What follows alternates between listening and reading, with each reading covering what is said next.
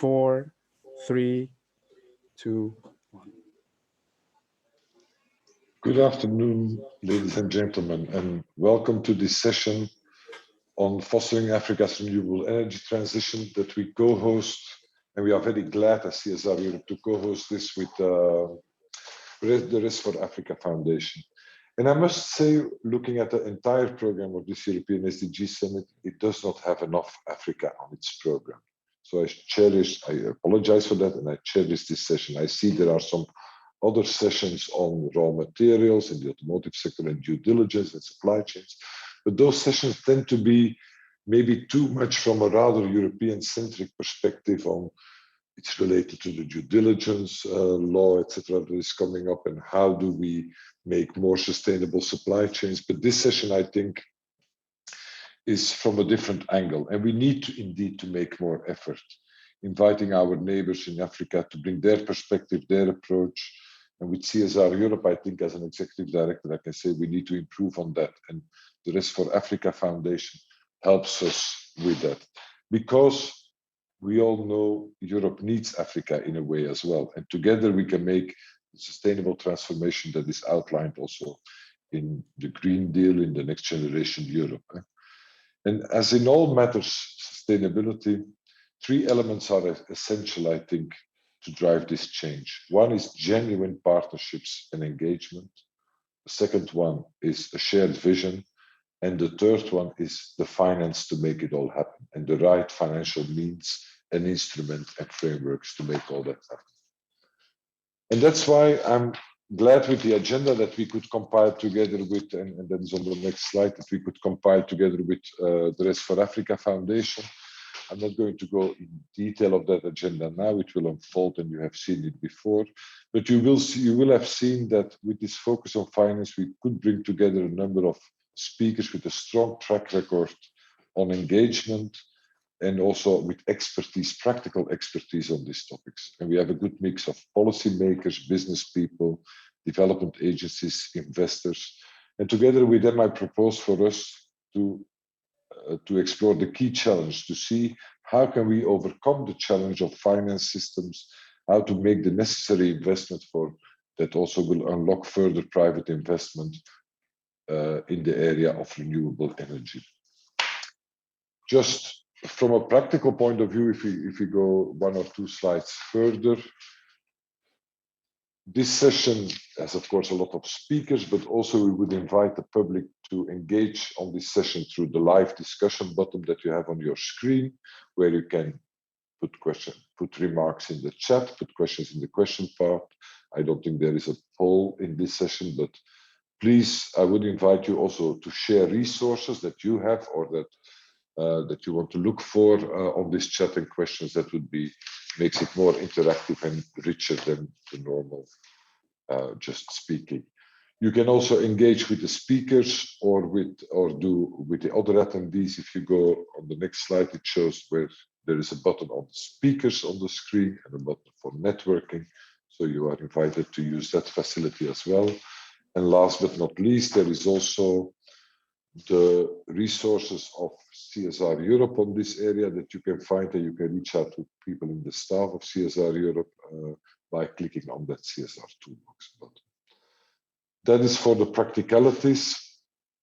I introduced briefly the team, but I'm very glad and honored that Salvatore Bernabé could make the time as the CEO of NL Green Power, but also as the president of RES4Africa Foundation, to give a further content introduction on the topic for our discussion today. So, Mr. Bernabé, the floor is yours. Thanks. Thank you very much, Stefan, for giving me the possibility to share with you these introductory remarks. I will be very brief, but I will also try to be very clear and get to the point. Africa is a continent that is continuously under transformation. In this moment, Africa, not only Africa, are experiencing this difficult moment of the pandemic. And what we think is that Africa will recover by 2021 from what has been perhaps the worst economic recession in half a century. Although there are some difference among the countries of Africa, We also see that 1 out of 4 people in the mid-century will live in Africa.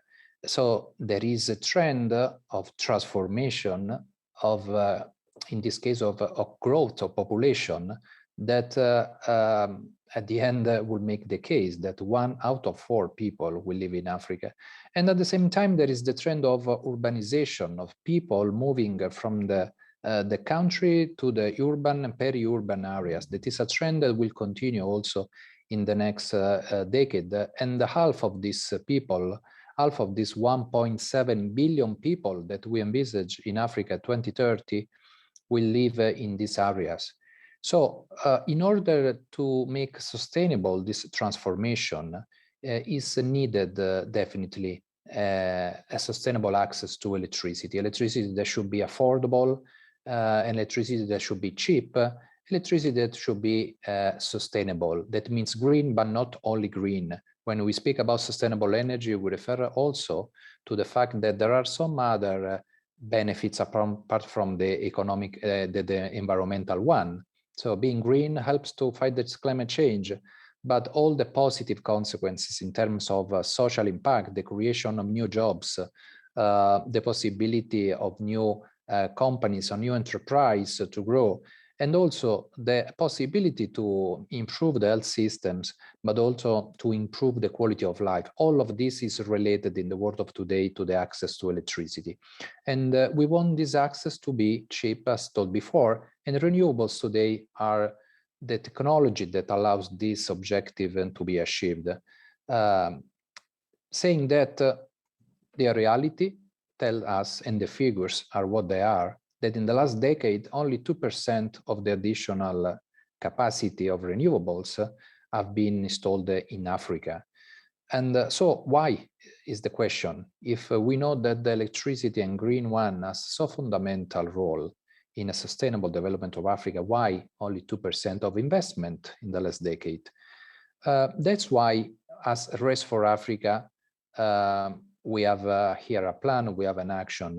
We are a foundation composed by different members of the private sector with the aims of creating a bridge among our experience, our vision, and the African stakeholders. And we want to make possible the creation of an enabling environment that would make possible this investment to arrive to Africa. We want to make attractive the investment to be made in Africa. And going deeper in what are the real hurdles today to attract these investments, we find that there is an issue about risks, political risk, economical risk, social risk. There are different kinds of risks that have to be managed. And looking what has been done so far, we found that the different instruments that were also put at disposal of private investors were effective from a certain angle, but they were limited, they were fragmented. So our proposal, through an initiative that we call the Renew Africa within the activity of RES4Africa, and then Mr. Vigotti, who is also connected, will elaborate on after more in detail, is to create a comprehensive framework for the risking of the investment. So we want to work through RES4Africa, Renew Africa with the country stakeholders, investing a lot on the training, on the technical assistance, on the capability building, but also working in how to change the regulatory framework, what intervention should be made in order to mitigate this risk. And we are also speaking with the European Union in order to create this framework that could make possible a bigger attractiveness for investment. Time to act is now, is a motto that is repeated and has been repeated also some days ago in Milan at the Pre-COP 26, and it was also shouted by the young generation.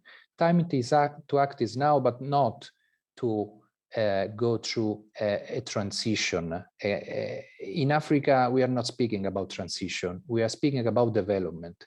We are take this momentum. There is a big momentum in the world when you speak about energy transition, and we have to use this momentum and to convey all our effort, public and private effort, because this is the only possibility to do it, to leverage on this momentum and to make happen a real sustainable development from the beginning, from scratch, designing a new solution for Africa that will be circular, that will be sustainable from the beginning, and make it in the way so that the investor could perceive and reduce the risk and could finally increase this 2% ridiculous percentage to a big, much ambitious goal in the next decade. So thank you very much for your attention, and I leave now the floor to the other speakers that will certainly elaborate more to what could be done for Africa in the next decade. Thank you very much. Thank you, Mr. Bernabe, for outlining the challenges ahead and indeed showing the gap and the possibility of improvement on that. We have as a next speaker, as a keynote speaker, and we are very happy.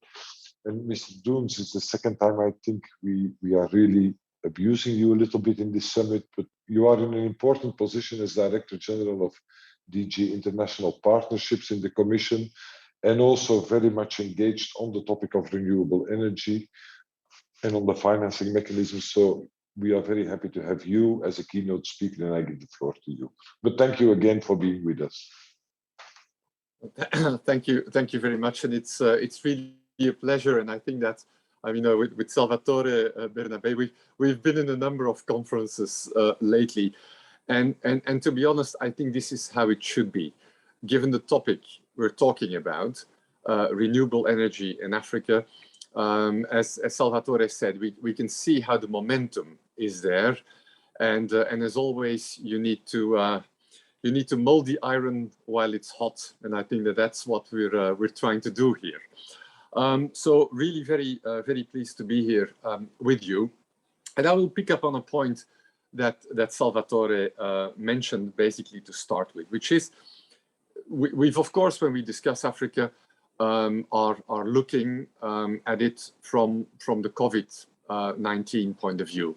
The impact that the lack of proper vaccine sharing has on the continent, not only on Africa, but definitely Africa is not well served from that point of view, and concomitantly the impact that COVID has on its economic position.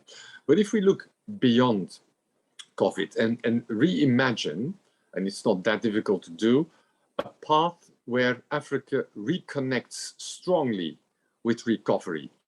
And we then look at recovery that is future-proof. I think that's the point of, I mean, that's the starting point for me. And there I would want to make basically 5 points. First of all, on this topic, I really see how much Europe and Africa are really united, how we are in this together. On the one hand side, the global community, which Europe, as you all know, is trying to lead when it comes to the race to net zero. It's very clear that we need Africa for that endeavor, because even if Africa today, Africa's contribution to greenhouse gas emission is small, it will inevitably rise as the continent industrializes, unless there are mitigating steps taken. I mean, emissions could double from the current 440 megatons of carbon dioxide to 840 by 2030. So the fight against global warming, Africa is a key partner in it. Otherwise, if you look at it from an African point of view, if Africa does not decarbonize, if it doesn't embrace the kind of low zero or net zero dynamics of future economy, its industries risk becoming uncompetitive in the long term as the rest of the world really pulls ahead towards the green transition. So in that sense, shifting to renewables is not just an environmental issue. It's really, I mean, there's a real economic rationale behind it, with green growth that could create around 3.8 million net new jobs by 2050. So you can clearly see how the economic and environmental logic there really merge. Which brings me to my second point, which is that if you look at it from that angle, the opportunities in Africa are really vast and boundless. I mean, Africa can turn actually its relatively small manufacturing sector to its advantage, building a low carbon sector and industrialization from the ground up, and avoiding the expensive transition from fossil fuels to renewables that developed countries must navigate. To do so, it harbors all the possible potential and advantages it has. I mean, it holds a huge potential for renewable energy, wind, solar, hydropower, geothermal. It has 60% of the world's uncultivated arable land, and it has the youngest and fastest growing population. Of course, as Salvatore said as well, the continent does not start from scratch, and more than 60 million people in Africa already use off-grid solar power, making it, by the way, the continent with the largest proportion of its population using off-grid solar energy. And if you look at the number of people gaining access to electricity, I mean, it has doubled from 9 million a year between 2000 and 2013 to 20 million a year between 2014 and 19. So outpacing population growth. So that was my second message, which is the potential is huge and the momentum is the right one. Which brings me to my third point now. What's the EU's policy towards Africa and renewable energy? We're basically developing, I mean, we're building on a very strong policy of over the past few years, and we intend to strengthen that, basically looking at 4 big building blocks. The first one is, of course, to work with African partners to improve the policy environment, developing green growth strategies, and putting in place the right enabling regulatory framework for investments. The second building block is about unlocking green finance, which is absolutely necessary in light of the investment gap. So we want to mobilize at a much greater scale green finance in Africa. That would obviously require the development of a strong pipeline of bankable green projects, the development of new green financing instruments, and the establishment of a transparency verification system that gives investors the kind of confidence, and this is absolutely what we want to work on as well.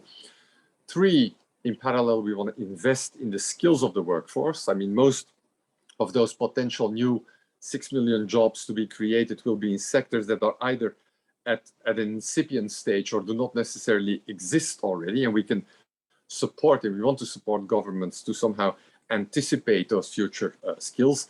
And 4, of course, accelerate research and development, because in a context where the aim is to create new green jobs, sectors and technologies that are relevant and adapted to Africa require to be boosted as well. These are elements we have been discussing with African partners, with the private sector, with the development finance institutions, and the purpose is really to gear up for the next Europe-Africa Summit, which should probably happen in the course of February of next year, so that we can go there with a multi-stakeholder platform that really develops the kind of EU green energy initiative that turns this policy into concrete action. That brings me to my fourth and final point, which is what about the means to deliver on this policy? Because of course, tapping into these opportunities will really require a coherent, strong effort from all relevant stakeholders: governments, development partners, development finance institutions, businesses, investors, and civil society. And so we've been putting in place a number of tools to do so. The first one is, of course, the new external budget for the EU 2021-27, which is called the Neighborhood Development International Cooperation Instrument Global Europe. I prefer to refer to it as Global Europe. And the programming of this new budget is ongoing. Approximately 30 billion euros will be allocated to sub-Saharan Africa, and I expect that around 10% of it will be dedicated in total to renewable energy. As part of that, we have, importantly, the European Fund for Sustainable Development, which offers close to 40 billion globally in guarantees to de-risk. Sizable part of it, again, will go to Africa, and it will leverage investments of up to 11 times the amount. So we're really equipped there with the instruments to generate sizable financial mobilization. This is further backed up by a comprehensive sustainable finance strategy, which we expect to adopt in the second half of next year, that will specifically support low and middle income countries in scaling up sustainable investment and accelerating the flow of private capital to such sustainable projects. And finally, of course, the work we've piloted under COVID-19 is the Team Europe approach, where we work much more closely together with our member states in their bilateral actions and with the development finance institutions, so as to really offer to our partners the full force of Team Europe. I close by saying that I really sense an appetite in all the conferences we attend, the talks we have, the platforms we have, a real appetite from European businesses to discuss and be part of this endeavor on sustainable energy in Africa. And it was the case last April when we organized this high-level energy business event that hosted more than 3,000 participants and more than 60 business organizations. And we are building on this in view of the summit in February, where we will organize a new edition of the Europe-Africa Business Forum with sectoral policy focuses. And obviously, we'd be very keen to pay specific attention to renewable, sustainable energy in Africa. I will stop there. Thanks a lot, and really a pleasure again to be with you. So, Bruce, thank you very much for this comprehensive overview. If I may, because I didn't hear of it yet, one question about Team Europe. What is the image you have that the Commission would do there with the bilaterals? Well, Team Europe actually started from the premise that somehow we punch below our weight. Somehow we are like a football team that has several very good players, but we don't play as a team. Now, if there's one thing that we can take away, I think, from the European Championship football, which Italy, by the way, convincingly won, is that the capacity to play as a team, not just the individual capacity of individual players, but the capacity to really play as a team is a defining factor. And I mean, when I saw the Italian team playing, I was reminded of it, because that's exactly what we're trying to do with Team Europe. We have at the EU level as an EU, but also our individual member states, France, Italy, Germany, Spain, the Netherlands, and so on, we are all active in Africa. We are all active, or most of us, on renewable energy. Our European development finance institutions, KfW, AFD, the EIB, and so on, are active in Africa in this area. And Team Europe means that we discuss not downstream and compare notes on what everyone's doing, but upstream in a strategic way now. Where should we be? Where's the real potential? On what do we want to focus our collective force? And that, I think, will make us not just better partners for our African counterparts and for the various businesses, but also ultimately deliver a Europe that is more visible, that is stronger, and that can drive its own policies better. Thank you very much. It's very clear and also very encouraging, I think. Talking from more than from automotive sector and supply chain perspective, we see a lot of smaller initiatives, but I think a Team Europe can help on that agenda as well. Thank you for this presentation. I'm going to turn the floor now to Roberto Vigotti, the Secretary General of the RES4Africa Foundation, and also the driving force, I think, on this agenda, and who brought together a panel that is impressive in its own being. So, Roberto, the floor is yours, and I look forward to the insights from the panel. Thank you so much, Stefan, for the introduction. I hope you can have I can have the slide because I'm going to present shortly the Renew Africa initiative for those who may not be familiar.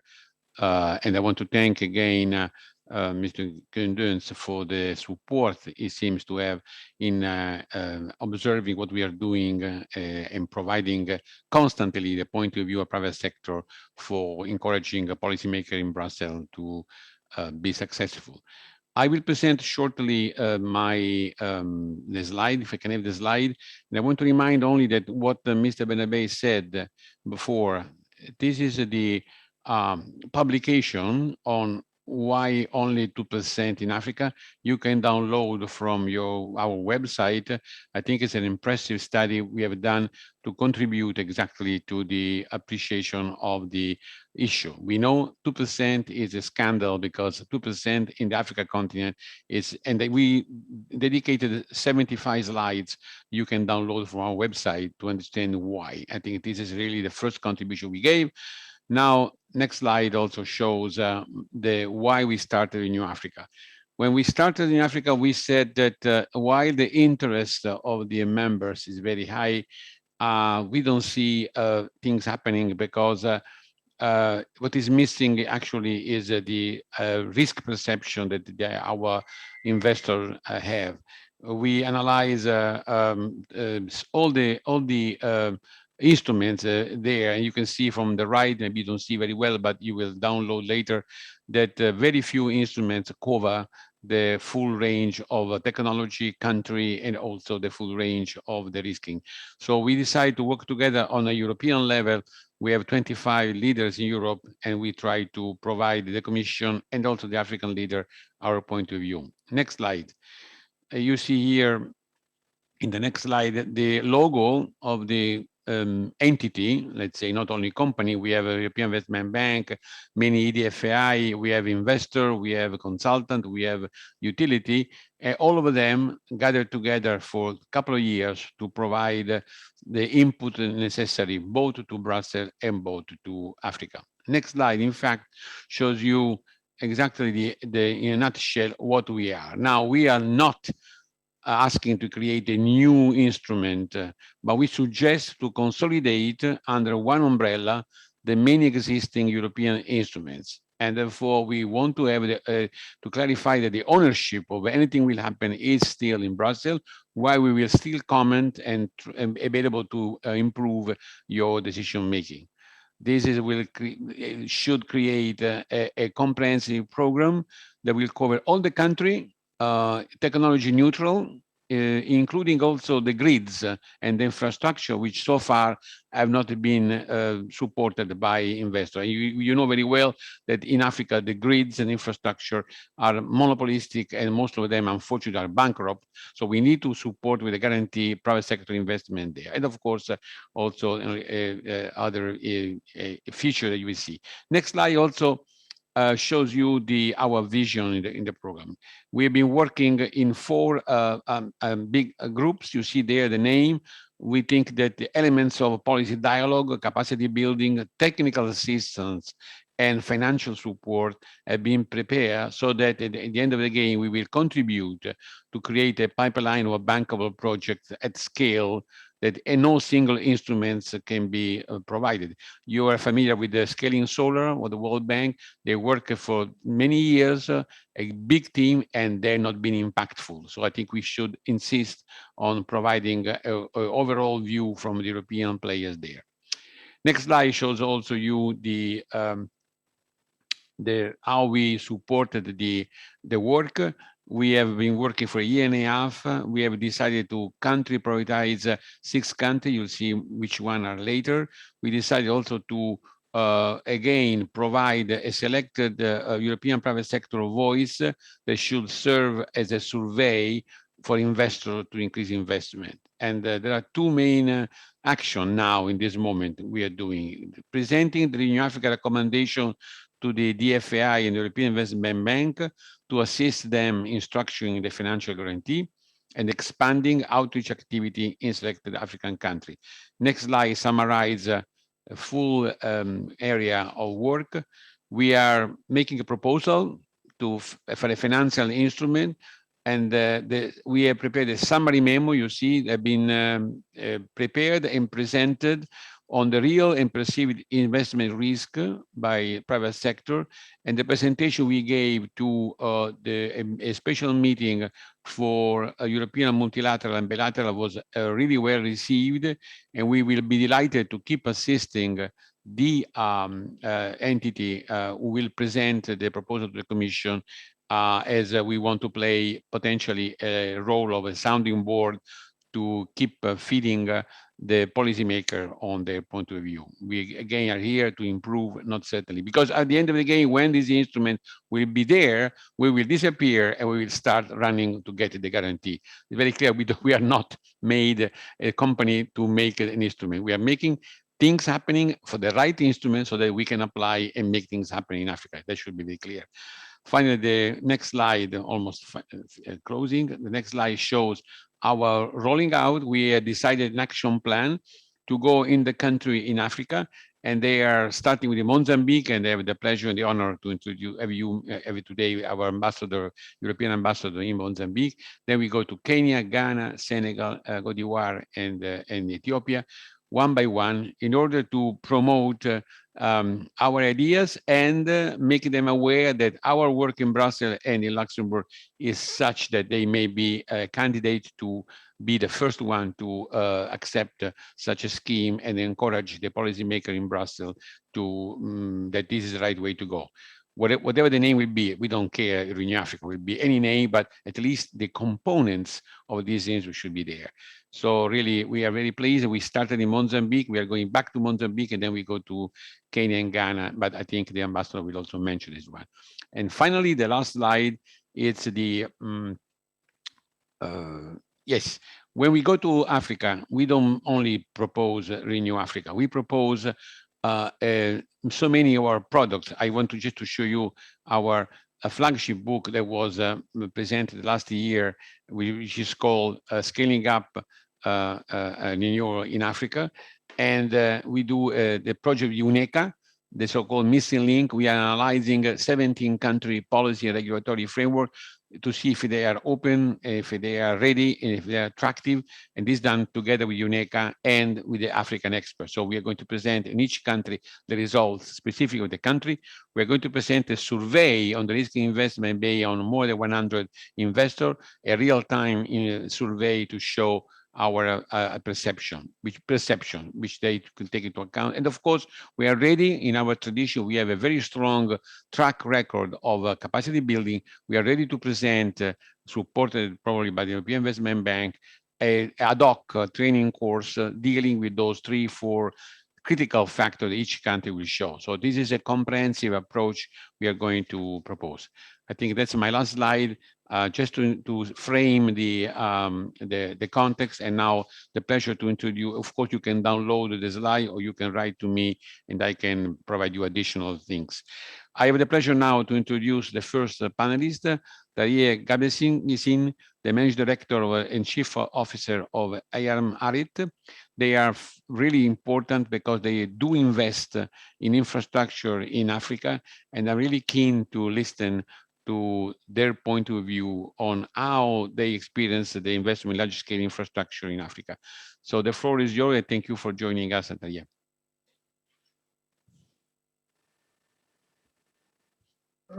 Thank you very much, Mr. Vigotti, for having me as part of this stellar panel. It's very interesting to hear all the interventions being made by Team Europe in energy access, renewable energy transition for Africa. So I'm the CEO of ARM Harris, which is an infrastructure private equity fund investing in West Africa and based in Lagos. And I've been investing in infrastructure, real assets, and energy for just over 15 years. And we've all, and our fund has invested in several of the utility scale projects in West Africa. And we're also currently embarking on closing out a few projects in the distributed off-grid space. And more recently, we launched our second fund, which is the ARM Harris Cities and Climate Transition Fund, which is a climate infrastructure fund focused on urban West Africa. And so we're very active in the sort of renewable energy transitioning space, especially sort of looking at how do we position Africa, West Africa, for a low carbon future. And so a lot of what's been talked about to date is very relevant for our work. But I would like to speak a little bit almost as tales from the ground. So for those of us who are actually trying to get capital out the door, putting capital in projects, we manage capital from Nigerian pension funds and DFIs. So we deal with both the Nigerian institutional investor as well as the DFIs. And so we invest according to kind of best ESG practice, but we need to have a commercial return. And now we're laying on climate criteria into the work that we do. And I think what was said earlier is that, it's been coming out in some of the conversations, is that, you know, Africa isn't actually transitioning, in that we're transitioning implies that there is actually an energy base. You know, for many African countries, there really isn't much of an energy base. And so we're not transitioning, rather we're building our energy profile, and we're developing access. You know, and I think that's very crucial. Is just this, with this concept that Africa is the lowest of the emitters, and what we're trying to prevent is a rapid escalation of emissions, but more importantly, how to build out our access, and do it by building low carbon pathways, so that we are well aligned for the new green order of things. And renewable energy is going to be crucial to that future, because for Africa to actually be aligned with ultimately the Paris agenda, the renewable energy uptake is going to be massive. I mean, we're going to need to almost increase our renewable energy. I mean, the numbers are staggering. We're doing a lot of work right now, and I can't even crystallize how significant it is. And that's why this conversation is so crucial. But there's a very big difference when you go from sort of the theory of how much renewable energy we need to how do we actually deploy it? How do we get the capital that is willing to actually deploy into projects? What do those projects need to look at like? And what are the sectors? And is it really is it going to be achieved with off-grid? Is it going to be achieved only with solar? Because there are multiple dimensions for what that energy spectrum looks like. There's electrification, there's the issue of industrialization, urbanization, and you know, how do you manage emissions and sort of energy provision in the urban setting, and you know, ultimately distribution and transmission as well. And so I think there are a few points I just want to get to kind of touch on in the conversation, and it's one of the things we're dealing with. You know, I think overarching, one of the challenges with Africa, or the biggest challenge with Africa, is the last mile challenge, whether it's the last mile with telecoms, the last mile with energy. And we've done a lot, we've made a lot of progress over the last 10 years on energy generation. And, you know, there's been a lot of work done with the legal framework for, and Roberto, you can just give me like a 5-minute mark when my time is up. Thank you. Don't worry. I will be kindly saying thank you so much. Go ahead. Yeah, just don't do that. Just do 3 minutes or something, and then I'll prepare my. You have 2 minutes for your information. Go ahead, and then come back later. And then come back later. All right, great, thank you. You know, so I guess if I can just sort of be a bit fast, you know, the reality is that a lot of progress has been made with generation. There's more to be done, but we actually need to start figuring out how to distribute, and how do we actually get that generation capacity distributed. And the more we layer on renewable energy, the more we need to strengthen transmission.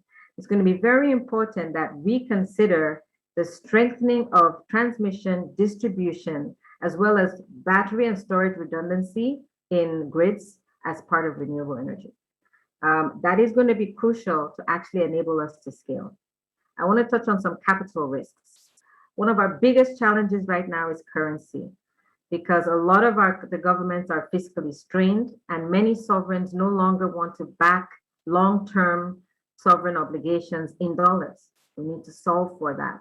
And one of the key partners to solve for dollar exposure is institutional local pension funds. But not every African country has a developed market. How can we strengthen domestic capital bases?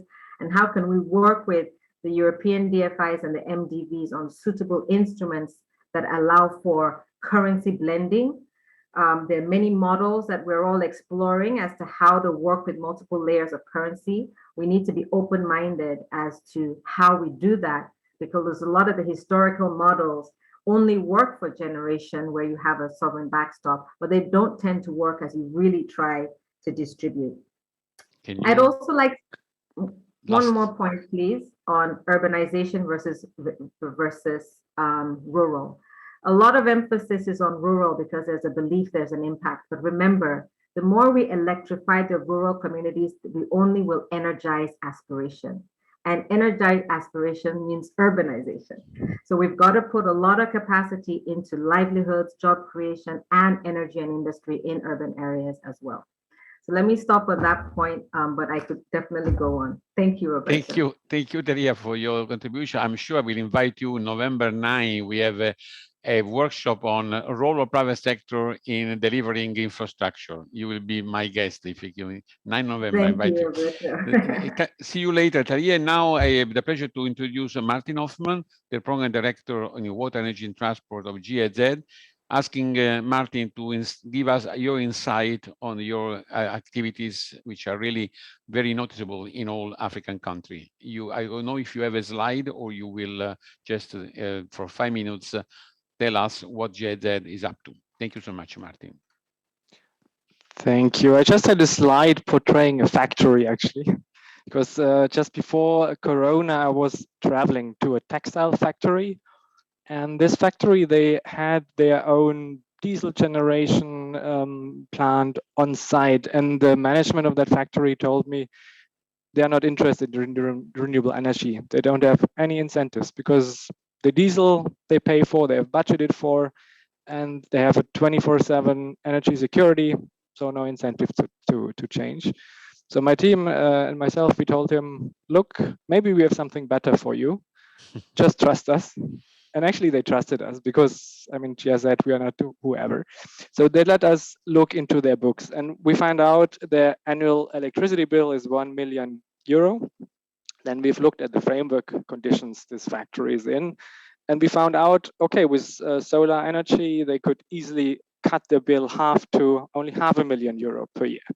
So the management board, when they heard this, they were really interested. They say, oh, please go ahead, please tell us a bit more. So then we entered into project development, let's say pre-development. We look at legal, technical, financial aspects. And also then we found a good business model for this factory. We said, okay, you do not even have to invest any single euro by yourself. We come with the money. We come with third-party ownership. So with private money is there to help you. And surprise, surprise, a couple of months later, we had a solar scheme installed on that roof. Textile factory didn't have to spend any single cent. So we really created here in this example a win-win-win situation. The textile factory was really happy because the electricity bill was drastically reduced. Also, of course, they save CO2. Also, the European private sector, in this case, German private sector, was happy because they had business opportunities, technology, service, but also the financiers to put their money. Also, the host government was amused because in their country, CO2 emissions went down and the jobs in that factory can be seen as a bit more greener now. Also, we, GIZ, of course, we were happy because we could make a contribution to reduce CO2. But now the question, at what price did this happen? So the German government money or the taxpayers' money we used for this factory, roughly €10,000. And with this roughly €10,000, we triggered a private investment of more than a bit more than €1 million in that example. So I'm just telling this small story from this factory because it's quite exemplary of an approach we quite successfully run since a couple of years. So the method we apply, we really go into difficult markets, into markets where the perceived or also existing risks, so the risks for early development of project is rather high. So we go in there, take the risk on the public hand, scout for opportunities, such as in the example I described. Once we identify opportunities, then we develop or pre-develop projects, so looking legal, financial, technical, finding the suitable business model for the client. And then also we do deal making. So we enable B2B so that the local clients can then really find the technical partners for services, for technology, but also the financial partners to realize these projects. And in many cases, it's third-party ownership models, be it IPP or leasing models. So these kind of textile factories, mining factories, data centers, food producers, whoever, they in many cases even don't have to put any money by themselves. So in the last couple of years, we have done this now for a bit more than 700 factories, which makes a bit more than 1.4 billion euro of private investment in the pipeline. Around almost half of this already realized and built. So this just as a short input, as a quick short example, how it can work if private and public work together to actually find low-hanging fruits, to find good opportunities which allow RE deployment and at the same time even business opportunities for European companies. Thank you. Can I ask you to expand your experience? You think the model you are using in this case, in this factory, it was very bright, is easily expandable, is easily replicable everywhere, or there is a limitation in this model? What is your suggestion, not only for the German industry, but also for the European industry? Absolutely, yes. So I would say it's very replicable. And so it's basically just to make copy paste of what we do now. And for the, let's say, the business opportunity part, that of course then it's rather focused on European companies and not only German companies. And the current mandate we have from our government is can only cover a very small percentage of the big opportunities out there in the African markets anyway. So in other words, the more mandates, the bigger mandates we have, be it from our own government, also be it from European Union or any other eligible party, the more RE deployment we can help with this approach, and also the more business opportunities could be created. Thank you so much. Martin will come later for the final question, but thank you for your testimony, very important. The next speaker is Hervé Souquet, the Vice President of the Energy in Orange Group.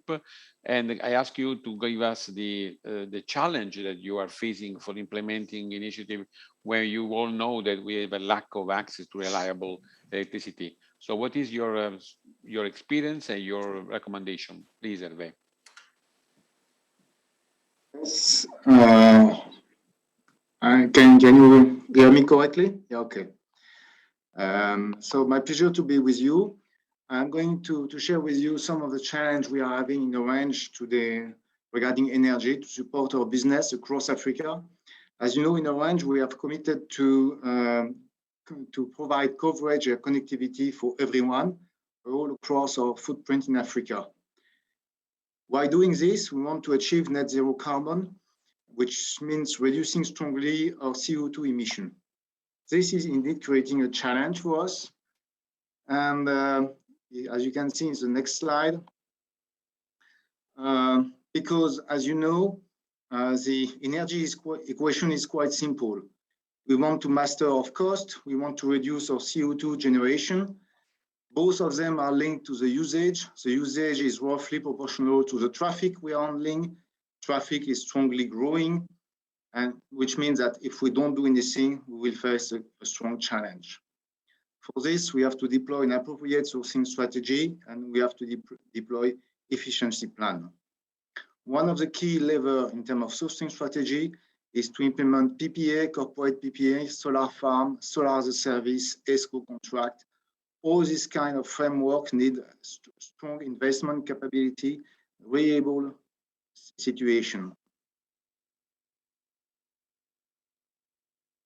As you can see in the next slide, we expect, thanks to all this action, to be able to increase our ratio of renewable energies quite strongly, but in fact, it's still at risk. It's still at risk because the grid energy mix is also the grid energy mixed evolution is also a challenge. Why the framework we need to implement a long-term energy contract is not easy to reach. In most of the African countries, we still don't have the needed framework, or we don't have the stability of the framework, which will allow us to work with investors in order to deploy green energy, renewable energy. We also need investment to be made in the energy transport and distribution network, which is a challenge for us as a telco. We have a very distributed energy usage. So to summarize, we are confident in Orange that we can reach and improve a lot the situation in terms of energy availability and renewable energy status in Africa. This will enable us to support our goal to provide connectivity to us to all in a responsible way. But we need for this the framework to evolve in order to provide stability for our investment and capability to finance. Thank you. So what I understand is that policy continuity, policy stability, and access to finance are the key for your company. Now, I have also a comment, a question. Telecommunication and banking have been the benchmark for Africa because digitalization is there. How can you export this experience to the energy sector like Martin did before? Do you have any suggestion to speed up the resistance of those who resist to greening of energy in Africa? I think, as it was said a little before, we are all convinced that Africa is really a market of potentiality. There is a lot to be done in Africa. There are lots of people who are awaiting new service. We are awaiting us to provide these services. It has to be adapted. The way you serve Africa continent has to be adapted to the geography, to the socio-economic situation of the different African society. But there is a lot of things to be done, enabling to generate new jobs for lots of people and enabling to generate economic progress. So we are quite convinced that all together we can deliver progress and development for Africa. Thank you so much, Hervé, for your intervention, and be back to you later during the meeting. Now, I have the great pleasure to introduce Ambassador Antonio Sanchez Benedito, who is presently the EU ambassador in Mozambique, and we appreciated his support in the first of our program of outreach in Africa to provide the RES4Africa input and test the Renew Africa paradigm. Now, can you elaborate why Mozambique is so interested in promoting renewable? And also, of course, thanks to the colleague from Schneider Electric and EDP from Portugal. But what really is peculiar for Mozambique and your role, of course, there? Thank you. I thank you, dear Roberto, Mr. Secretary General, and dear friends. Greetings from Maputo, and also thanks for having chosen Mozambique as a priority country for Renew Africa, and I think there are good reasons for it. And so let me share with you a few insights from the field, from a country, Mozambique, that is endowed with huge resources that could turn the country the powerhouse for the whole Southern Africa. They are already exporting electricity, by the way, to the economic hub, to South Africa. On the other hand, this is a country that has set a very ambitious goal of facilitating access to the whole population by 2030. this is a presidential commitment, and they are doing every possible effort to try and reach it, or at least to have a good progress on it, because it's quite ambitious, given the fact that currently only 40% of the population has access to the electricity, and there are huge disparities between the rural and the urban areas. And thirdly, because Mozambique, as you know, is a least developed country, that energy is important, not only per se, but also because of the impact on most sustainable development goals. And it has a very important transformative impact in that regard.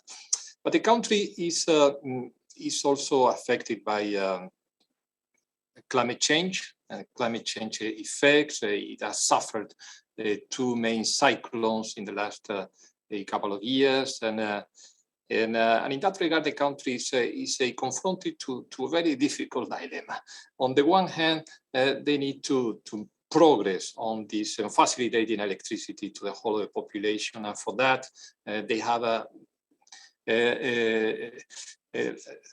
less costly resources at their disposal, especially coal and gas. That is a transition energy for economic or longer term economic development. But on the other hand, they also share this global consensus on the importance to decarbonize the economy and move away from fossil fuels. And that's where the European Union fits in the picture. That's where we are providing all our assistance for a renewable energy transition, give our experience and support the whole sector, and that with a holistic approach. We think it is very important to focus on the preparation phase on the one hand, so promoting a healthy, conducive business environment for electricity production and distribution, and on the other hand, on the investment phase, by helping finance mature private and public investment projects in the renewable energy sector. And just to illustrate this with an example, I'd like to mention our PROLER project that is implemented by the Agence Française de Développement. Thus, with this Team Europe approach that was mentioned by the Director General Kunduz, and a project that is quite revolutionary in its approach, because it is about increasing generation capacity by promoting utility scale, grid connected, solar and wind power plants, but through auctions. And this is the big difference in a country where direct awarding has been the general rule for so many years. And now, with the presence of the president himself, who attended the presentation, the launching of PROLER, they're moving away, they are shifting towards this an auction-based and a competitive process that has very important benefits. On the one hand, for the beneficiaries, for the final beneficiaries, the population, the consumers that can have access to the electricity at a lower price, but also for private investors that see there is a more transparent environment and a more open market for their investments. How does a PROLER operate? Well, on the two phases. On the preparatory phases with technical assistance, on building a robust regulatory framework for independent power producers, capacitating all the national stakeholders, helping them prepare the different documents for the power purchase agreements, but also on the investment side, by de-risking the financial packages with grants for the public utility EDM, so that they can participate or cover the equity share that they are obliged to cover according to the Mozambican legislation, but also those grants leverage debt and equity support from development finance institutions and partners, and on the other hand, with the first loss guarantee and non-sovereign guarantee to cover the off-taker risk components of the financial package, and this through other instruments in our toolbox, the European Guarantee for Renewable Energy and the European Fund for Sustainable Development. So all in all, a very important project that is establishing a new kind of era in our relationships and our partnership in the energy sector that is having already a big impact, although there are some mindsets that need to be changed, and that will take some time. But and I will finish just saying that ProRED is a very important program. We are quite proud of it and of its potential, but it is just one of the programs or the projects that we are implementing in the energy sector with the total current investment of over 180 million euros in support of renewable energy and a capacity to leverage almost 1 billion euros from other sources just here in Mozambique. Thank you so much. You, thank you so much for your testimony, and I really am glad to learn about this flagship program. Now we are coming back to your country, to Mozambique, and to you in November for the second round of Renew Africa and RES4Africa. How do you, as a personal question, how do you value the fact that a group of European investors come in parallel to what's happening already in the country, in parallel in Brussels and in Luxembourg?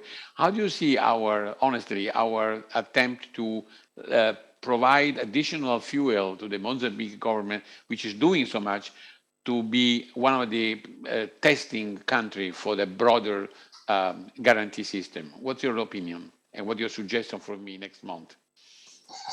Well, I will be very happy to meet you again here in Maputo, Mozambique. This is the right time to come to Mozambique. The country has a huge potential. The challenges are also very important, and all of us know them, and including also instability in the north that is affecting the whole gas industry. There are important hopes that are placed in the gas industry. We recognize it as a transitional source of energy, and this capacity also to promote economic growth. But the focus really is on renewable energy, and there the possibilities are immense. And only by working together, all of us, this Team Europe that can also be applied to the private sector, we can make a difference. And in that regard, also, we are in close contact with European companies, investors here. We have promoted the creation of a chamber of European investors and entrepreneurs, the Eurocam, and they will be also eager to facilitate your visit and also help in that regard. Thank you so much. So see you next month in virtually Mozambique for the second round of this exercise. Thank you so much again. Now I pass the floor to Amit Singh, the South African National Finance Manager at Nedbank. Nedbank was the first African member of the foundation, more to come hopefully. And I asked him to provide me the ground for how the private sector can partner with the EU and mobilize investment seen from your distinguished bank. What is your perception of the priority needed? Thank you, Amit. Thank you, Roberto, and respected panelists. I think it's an amazing opportunity, and the most controversial and topical point that we want to add is how does private sector really engage with the European Union and all European partners in helping electrify Africa and almost leapfrog into the renewables journey. So my name is Amit. I'm from a commercial bank that's been doing power project finance for the last almost 20 years in the continent. So we have some experience. I can just move on to the slide, please. Yeah. Thank you. Let's move on. Yeah. So the idea for us is back, please. We all know that what's the problem in Africa, and the real challenge being the lack of power, and the statistics are quite clear to ourselves. We also know the current model has failed Africa in terms of the big utility power, big thermal units. So it is how does Africa can leapfrog into a more sustainable part of this journey. So what we have done in a way, we've seen that one part is that we need distributed power. We need to understand how the economy and what was been the commercial barriers for the private sector not to invest in private power in the continent. And for us, the two big barriers is the utilities has been bankrupt and there's not enough sovereign guarantees. And the second thing is lack of the generation or distribution grid network. And that's where we think that the European Union can play a very critical role in enabling finance and private sector investment into this space. Just move on to the next slide, please. Yes. Thank you.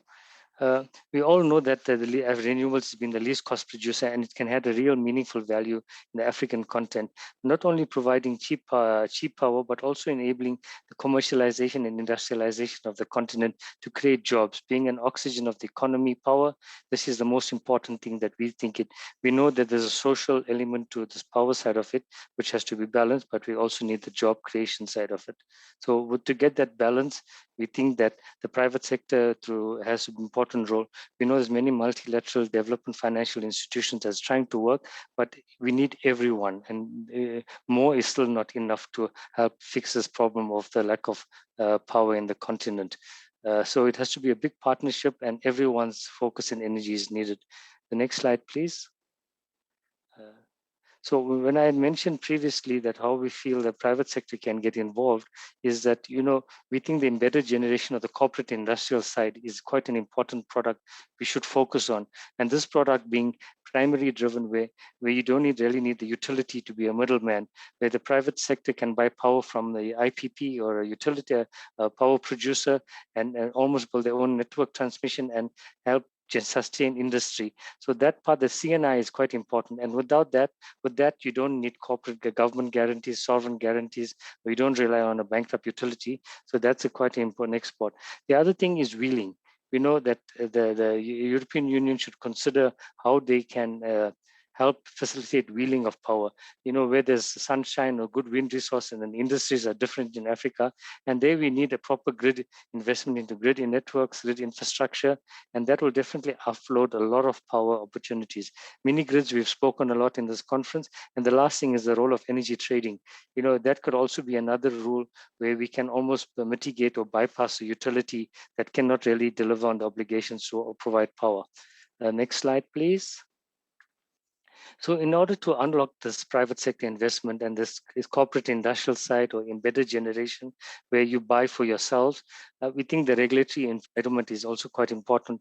I think the European Union can have the power to engage with these governments, African governments, and the ministries to help unlock and create this regulatory framework where this private off-takers can buy and sell power to the users of power. So that's very important. And the other important part is that, they would need some form of funding to help develop this regulatory framework. And I think the European Union can play a critical role there. So to summarize quickly is that we feel the corporate industrial space where you buy power directly from a generator and bypass a utility could be a saving grace for that. And in this model, we also know that the commercial banks would definitely be eager to put in lots of capital to really make the sector grow and enable and fund these projects. Thank you, Roberto. I hope I stuck within your time. Of course, Amit. Let me also ask you a question. Now, Taria at the beginning said that in most countries in Africa, it's not a question of transitioning, but also developing, starting. That's not the case for South Africa, which is a very delicate, and there is a transitioning indeed with all the issue we have in ESCOM. We have, and you know how much time and effort we're dedicating to support the South Africa. Can you make a quick overview of the situation today in Africa vis-a-vis the clean energy transformation? No, it's bad. Load shedding is becoming a way of life here. If you go to most African countries, a diesel generator is the only way that you can keep your economy or your house powered up. So it's a bad problem we have here. And the bigger problem we have, lack of jobs. Remember, unemployment is at the highest. Consider South Africa's statistics. And to get us out of this and get our country rolling in terms of GDP growth, we need power. If you want to open a factory, you have to go to get an application for power connection, and that's not available at this stage because of the real shortage of power. So the situation is bad. We know that renewables are the least cost producer. It's quickly, easy, deployable. It doesn't take 5-6 years to go to install and get it commissioned. Within 2 years, you can get a wind farm up and running. Within 6 to 12 months, you can get a PV farm running. But in South Africa, we have big constraints. We have the grid that cannot take on more renewables. So we need to understand how mid-merit power fits in the bigger grid. We have an old thermal fleet that's going to make this crisis even worse. And we need everyone's help to get this going. So currently, if you look at the Eskom situation, is that they are not really investing much in the grid infrastructure because their finances are also stuck and strapped because of the huge debt that they have. They pay most of the revenue out to service their bank loans or the multilateral loans. So they cannot invest into grid network and infrastructure. So the European Union and the European partners, I think they definitely need to step in and help Eskom to develop the grid and the network so that we can install more power, renewable power into the system. And that can be quick and easy, rather than developing big thermal kits, which cannot be funded and it's really obsolete these days. So the renewable future is important, but we need the European partners to help Eskom to unlock the grid. Thank you, Roberto. Thank you so much, Amit, and for your testimony. And I'm really proud having you as a spot from Southern Africa, and not only. We're also very proud of the efforts of the foundation, Roberto, under your leadership. Thank you. Yes. Thank you so much. I try hard, motivation. Again, I said I'm 75, but I feel much younger. My idea is that you feel young until you have projects. If you don't have any project, you can be old at 30 years old. Now, the last speaker, not the last, but not the least speaker, is Casper Ellsberg. Casper is the president of Middle East and Africa Schneider Electric, and we know how much professionality and passion Schneider Electric is putting in Africa. So, Casper, tell me what is the philosophy, the reason why, and the success story of Schneider Electric in Africa? Thank you, Roberto. Thank you all for, thank the foundation for having us here in this important discussion. So, if you like, our purpose is, as a company, as Schneider Electric, is to empower all to make the most out of our energy, out of our resources, bridging progress and sustainability for all. And what that means in the context for Africa, of course, is that we focus on energy distribution, that famous, not just that famous last mile, but this is clearly an important part of it, that we focus on access to energy, right? Bringing electricity to the people who don't have it. And this ranges really from solar-powered lamps to renewable microgrids to very large solar farms, all of them powered with our solutions, to digitizing the national grid, to that very important point just made by Mr. Amit on that the grids very often are not ready to receive renewable energy, right? To actually making large mines and manufacturing plants energy efficient. So we operate in almost every country in Africa.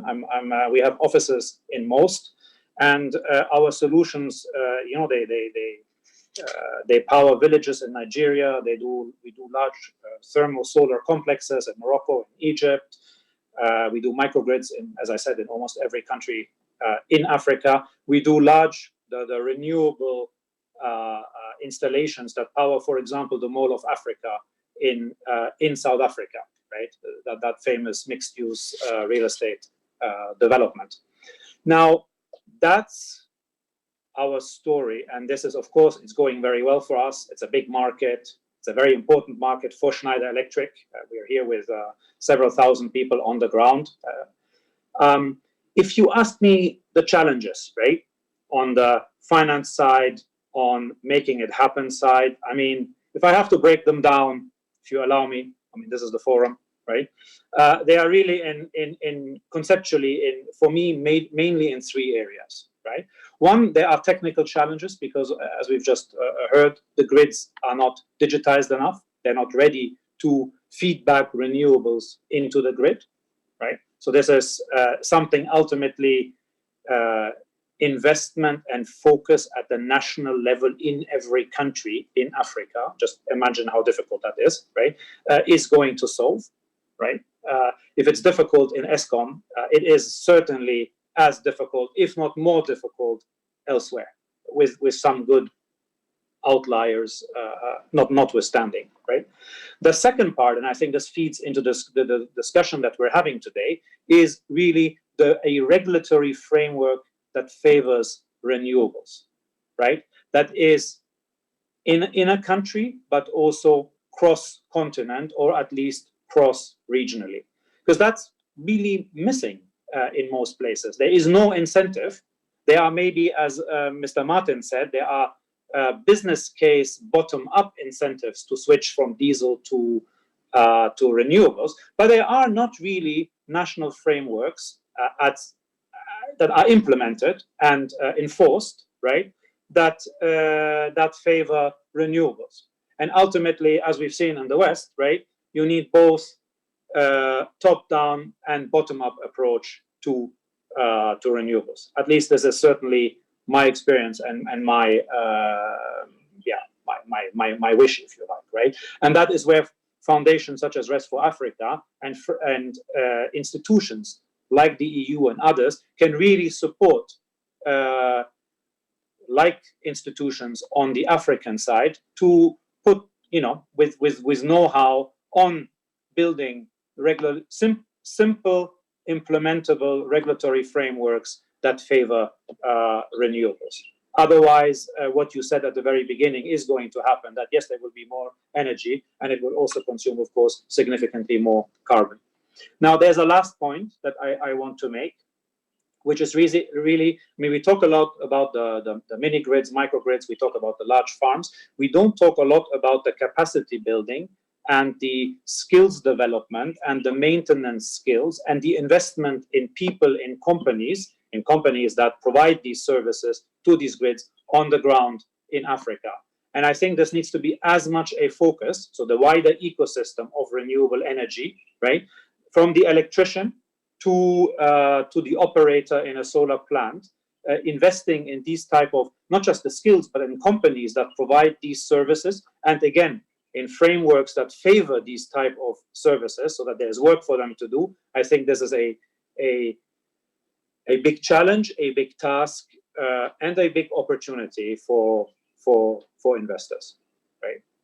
That'd be my comments in summary. Thank you, Casper. A quick question for you specific. You heard before that the telecommunication and banking already use digitalization. And you always tell me, Roberto, before we go to the power sector, what is the challenge for digitalization of the power sector?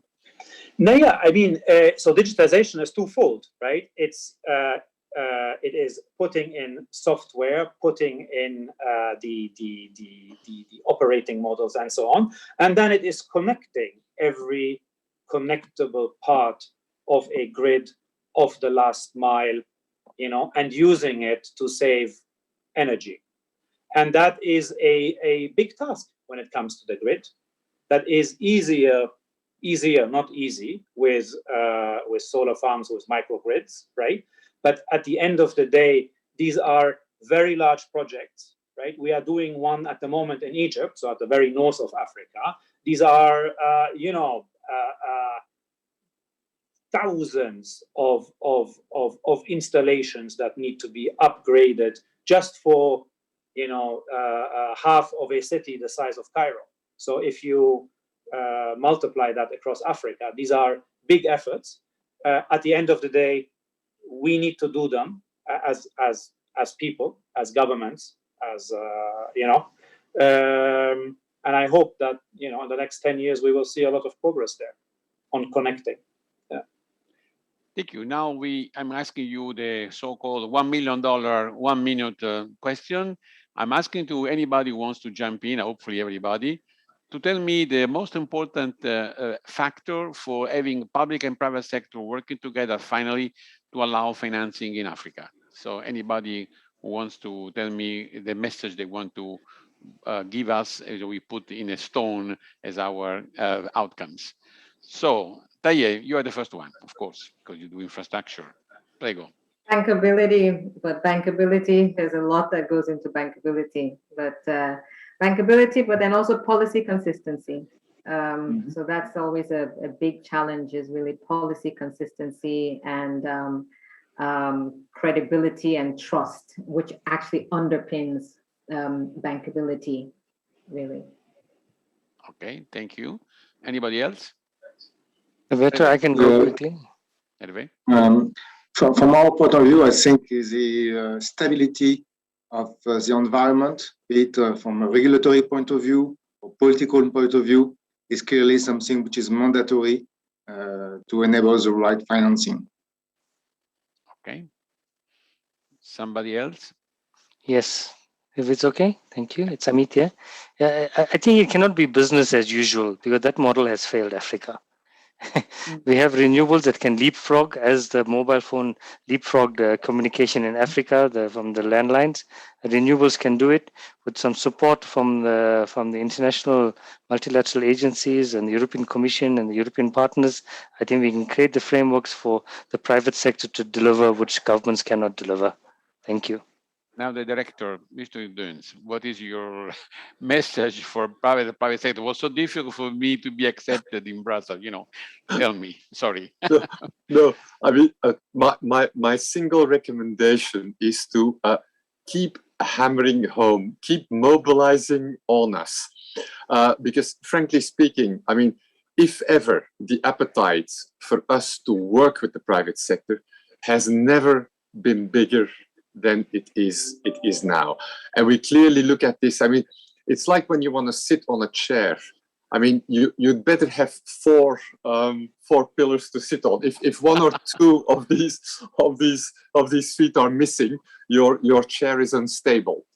And that's why I find it hard to pick one or two things, because I honestly think that it can only work if we move forward on all these tracks in parallel. And when I've listened to some of the speakers, some of you will insist on bankable pipeline and others on stability and others on a regulatory framework. And I think that actually we'll need to move with all of it in parallel, because as soon as one stays behind, it's like one leg of your chair is missing and it becomes unstable.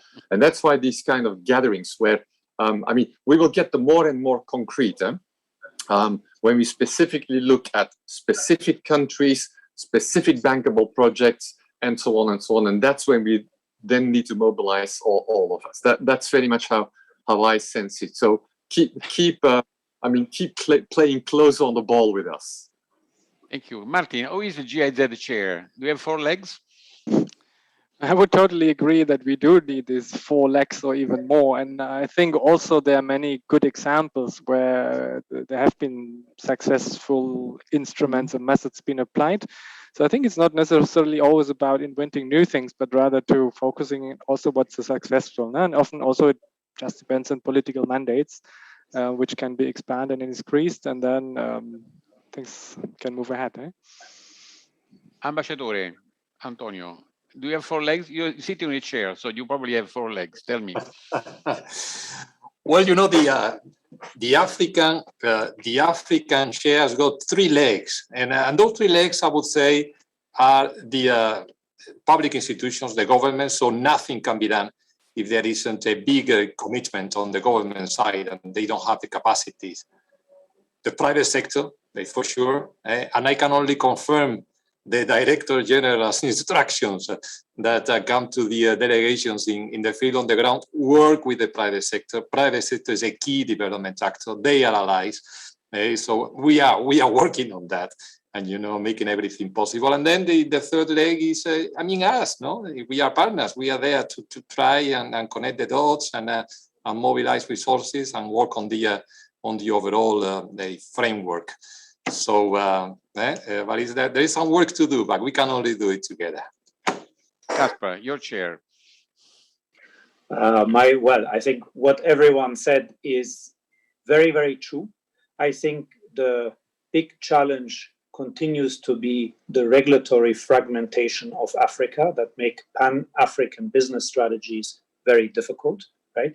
The more we focus on coming up, I come to my point again, with frameworks that create a similar environment when it comes to renewables in as many countries across Africa as possible, the more business will find it easy to execute against the opportunities, which is what I think we want, right? And Tariye, also for gender balance, you are the only woman against these men. So can you comment a final word, but also can you answer a question I received on the role of bureaucracy, which kills the private sector? Do you have any problem with the bureaucracy when you work, and how do you overcome the bureaucracy? Because this is a typical problem also in my country. Please, Tariye, you have the last words. So we'll. Thank you for the privilege. I